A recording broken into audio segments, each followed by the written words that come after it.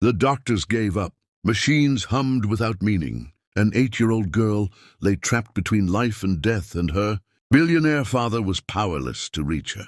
But just when hope vanished, a barefoot boy stepped into her hospital room, no name, no file, and whispered, "I can bring her back." Who was he? How did he know? And why did her fingers twitch the moment he touched her forehead? This isn't just a story. It's a miracle wrapped in mystery, and it will leave you questioning everything you believe about healing, faith, and forgotten children. Please subscribe to our channel. We're building a community where kindness is our most cherished and honored word. Ava Monroe had been unconscious for 5 days, 8 years old, with curls still pinned like her school recital, where she collapsed mid-song. Doctors called it a neural shutdown, some rare condition that none of their machines could reach. Her body lived, her mind didn't. Her father, Martin Monroe, one of the wealthiest men in the country, had flown in experts from 5 nations. None had answers. None even had guesses anymore. He didn't have shoes, but he had a certainty that stopped everyone cold.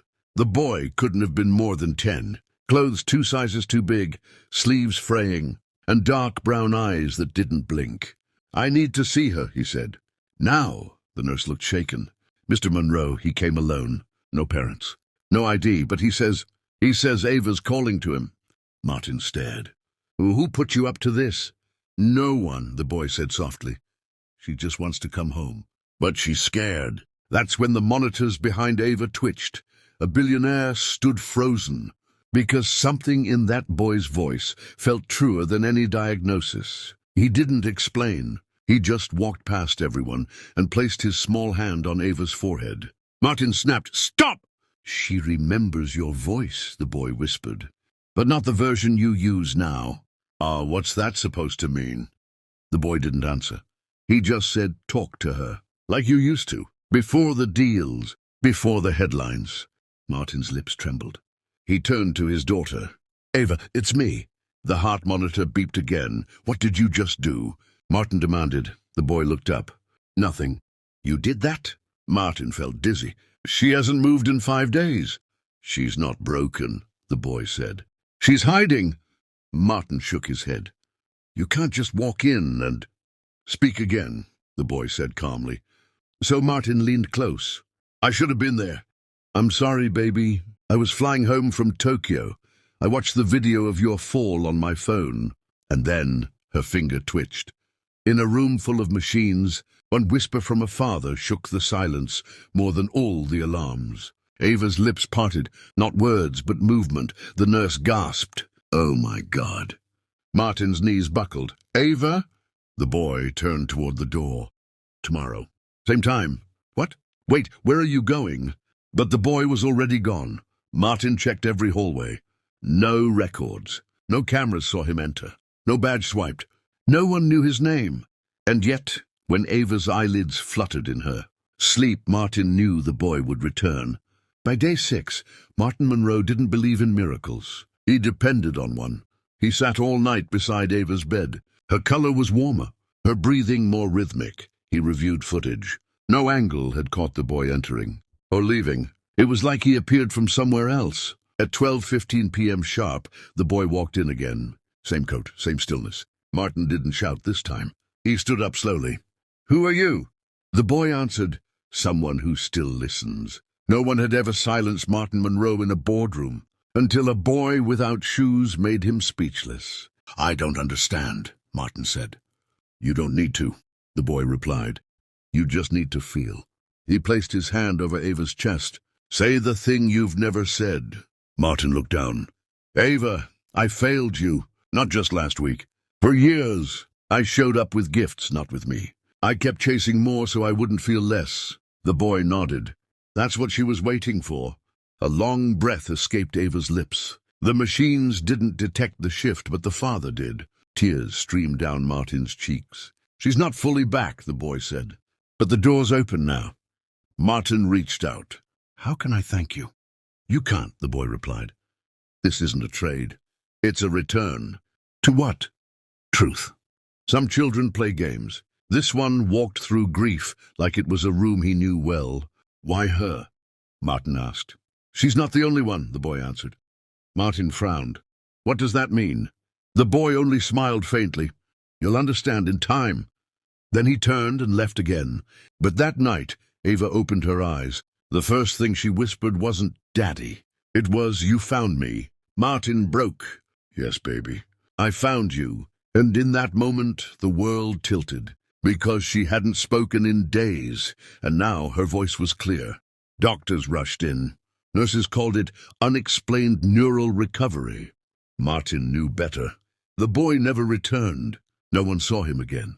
But Martin did what the boy said. He stopped hiding. A billionaire started showing up to more than just shareholder meetings. He started showing up to life. He left the company, started a foundation for silent illnesses, told the world about the barefoot boy who healed without medicine.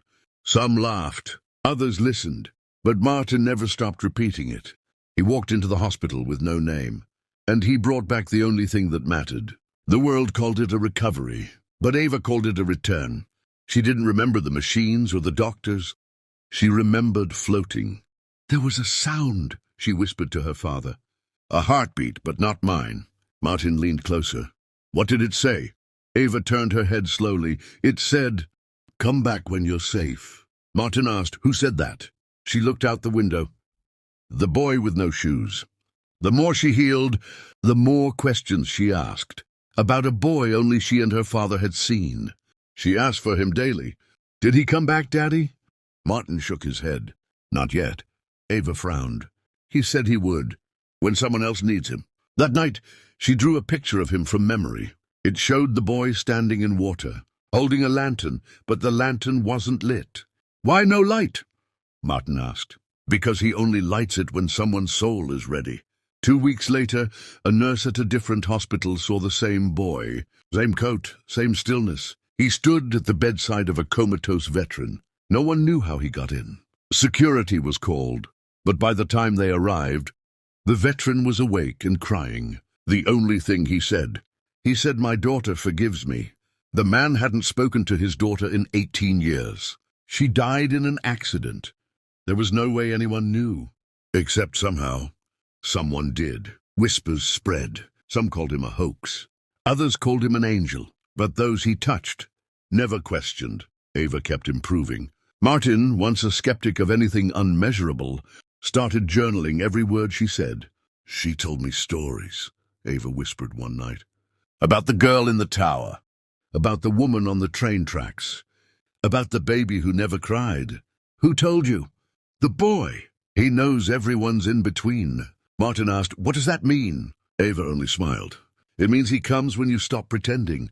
One day, Ava asked to visit the tree near the pond, where she first learned to sing. Martin carried her down the trail. Spring was blooming. As they approached, she froze. There. He turned. Nothing was there. But Ava smiled and waved. Martin whispered, He's here, isn't he? Ava nodded. Why now? She said gently, Because you're ready to believe, not just hope. That night, Martin left his final voicemail as CEO. He didn't talk about stocks or profits. He said, I once measured value in billions, but I met a boy who didn't even own shoes, and he gave me my daughter. He ended the message with just one sentence. I will spend the rest of my life listening for the sound he hears. And then he turned off his phone and listened. They thought she was just another survivor. But Ava knew different. She had been given something. She started waking at 3 a.m., sitting quietly by her window. Why are you up? Martin asked. I'm listening, she said. He told me there's another one. Another what? She looked at him, calm and sure. Another person who got lost. It started with a news story. A runaway girl, aged 10, missing for 3 days. No one could find her. Not the police. Not the drones. Not even dogs. But Ava saw a bird. Not in real life, in a dream. A grey bird with one red feather perched above a silver bridge. She woke up and said, She's under the bridge. Martin didn't question it. Not anymore. By the time they reached the outskirts of town, rain was falling. Thunder rolled. Martin slowed the car. Ava pointed. There. Nothing but trees. She's there. You just have to stop thinking. Martin turned off the engine. They walked. and at the edge of the creek, not invisible. Ava knelt by the bank and whispered, a shiver of silence. Then a voice. "Who are you?"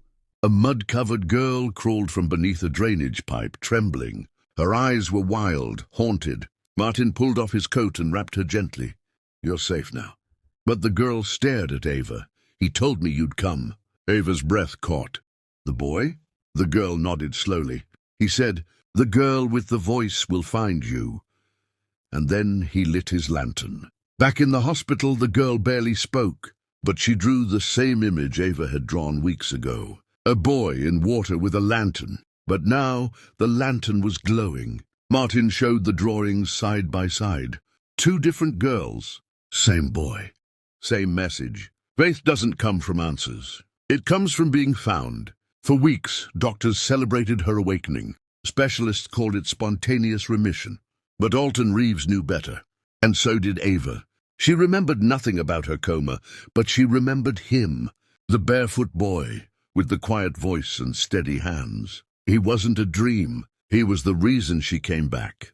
She had only just come back. But now she was being called to help others do the same. It started subtly. At first, Ava began drawing faces she'd never seen. Always children. Always sad. One day, she begged her father to visit a hospital downtown. "Someone there is scared," she whispered. "Like I was." Alton hesitated, but the look in her eyes wasn't a child's whim. It was certainty. They went. In the pediatric ward, Ava walked straight into the room of a boy in a coma. No one knew she was coming. No one told her where to go. But she found him, as if she'd known all along. It was happening again, only this time Ava was the one reaching out, just like the boy once did for her. She sat beside the boy, placed a hand on his forehead, and whispered, "You're not alone. I was there too." The heart monitor flickered. The nurses rushed in. His fingers twitched. The boy stirred, and in the chaos, Alton looked out into the hallway, and there he was. The barefoot boy, watching, silent and smiling. He came when Ava needed him. Now he watches as she becomes something more. But who is he, really? Alton ran into the hallway, but the boy had vanished again. He asked every nurse. Checked the cameras.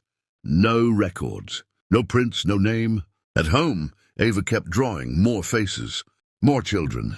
Each week she asked to visit a new hospital, and each time a child woke up. Not always immediately. Sometimes it took hours, sometimes days, but it always started the same way, Ava whispering, and that flicker of light returning to lifeless eyes. She was healing others, but behind her gentle smile, Ava still wondered, why me? And why now? One evening, as the sky turned copper and gold, Ava stood by the window, staring out at nothing. "Daddy?" she asked quietly. "Do you think he's an angel?" Alton paused. "I don't know, honey." She shook her head. "He's something else. Something older than angels." The barefoot boy wasn't a miracle. He was a message. And his message had only just begun. Ava's drawings changed. No longer just faces, now places, deserts, forests, a barn with a crooked cross. Alton stared at one sketch for a long time. It was the exact lake house where Ava had nearly drowned 3 years earlier. She'd never seen it. Not from that angle. She's remembering things she's never lived, he whispered to himself. Or maybe things someone else lived. What if her visions weren't memories at all, but messages sent from a boy who shouldn't exist? One night Ava woke up screaming. He's crying. He's all alone. She pointed at a map, her finger landing on a small town 4 hours away, River's End. He's there. Alton didn't ask questions. He just packed the car. Ava had saved too many lives for him to doubt her now. They arrived by dawn. At the edge of a cornfield, Ava got out and started walking barefoot as if she knew.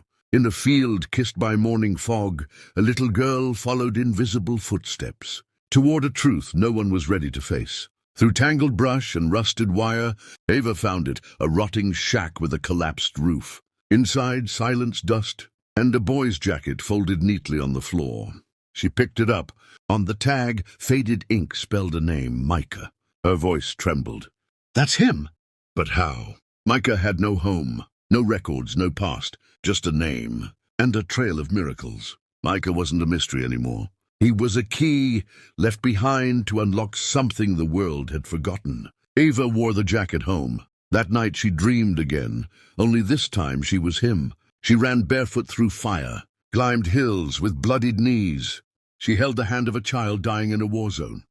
Then a nurse, then a mother.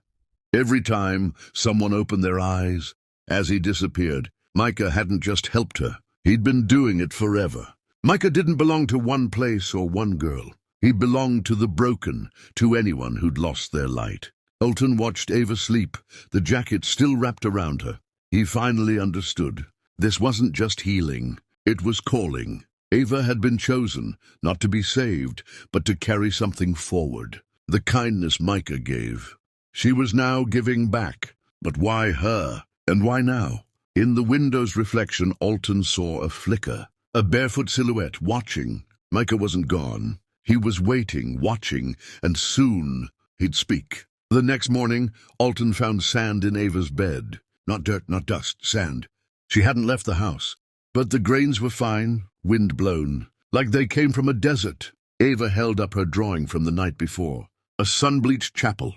No roof, no doors. Just a boy standing alone in the aisle. Behind him, hundreds of shoes lined up like an offering. She'd never seen that chapel. But halfway across the country, it stood exactly as she drew it, forgotten by time, remembered by a child who'd never been there. They looked it up. Mission de la Cruz, New Mexico. Abandoned since 1986. Ava pointed again. He's there now. Alton didn't argue. They flew out that night, but the chapel wasn't empty. A local woman approached them. Pale eyes, worn Bible. You're not the first, she said softly. A girl came last winter. Same voice. Same dream. She left a pair of shoes. It wasn't just Ava. Others had followed him too. Left shoes behind. Heard his cry, then vanished. Inside the chapel, the air felt thick, like the walls held breath. Alton counted 48 pairs of shoes. Some tiny, some tattered, some brand new, each one labeled with a date. The earliest? 1993. The latest? 3 days ago. Ava placed her sketchbook on the altar. He told me to bring this. The pages flipped on their own, windless, silent, stopping on a single word. Remember. The barefoot boy wasn't teaching her to see the future. He was asking her to restore the past. Later that night, Alton dreamed of his late wife. She stood barefoot weeping, whispering one name, Micah. When he woke, Ava was already dressed, pale, determined. We have to go back to where it started, she said. To the hospital. The coma ward. There's someone else like me. Alton's heart raced. Who? Ava's voice barely broke a whisper. The girl who disappeared, but never left. Some miracles don't heal, they wait. Buried inside silent souls, until someone dares to listen. The doctors thought she was brain dead, but Ava knew better. She wasn't sleeping. She was listening. The hospital hadn't changed. Same flickering lights, same antiseptic chill. But Ava moved differently now, like someone following. A voice only she could hear. They took the service elevator. No one stopped them. Ava led the way. Down the hall, room 312. She's in there, Ava said, hand trembling on the door. She saw him too. Inside, a teenage girl lay motionless, tubes weaving in and out like vines. Ava stepped closer. Her name is Eden. Ava had never met Eden, yet she spoke her name. Like a sister's, and Eden's pulse flickered in answer. Alton stared at the monitor. Heart rate steady, no brain activity according to the machines. But Ava knelt beside the bed, whispering, You're not alone. He told me to find you. For a moment, nothing. Then Eden's eyes moved, just slightly, like REM sleep beneath heavy lids. A single tear escaped. Ava took her hand. I know where he is. We can go there, but we have to do it together. The EKG beeped once, then again stronger. Nurses rushed in, but Ava didn't flinch. 2 children, one awake, one dreaming, and somewhere between them a barefoot boy calling them home. Ava stood completely still, hand gripping Eden's. The heart monitor now pulsed slow and steady, a rhythm returning. Doctors pushed in. This isn't possible, one whispered. But Ava didn't turn. She was listening. He says she has to choose, Ava murmured. We all do. Alton stepped beside her. What do you mean? Ava looked up, her eyes distant.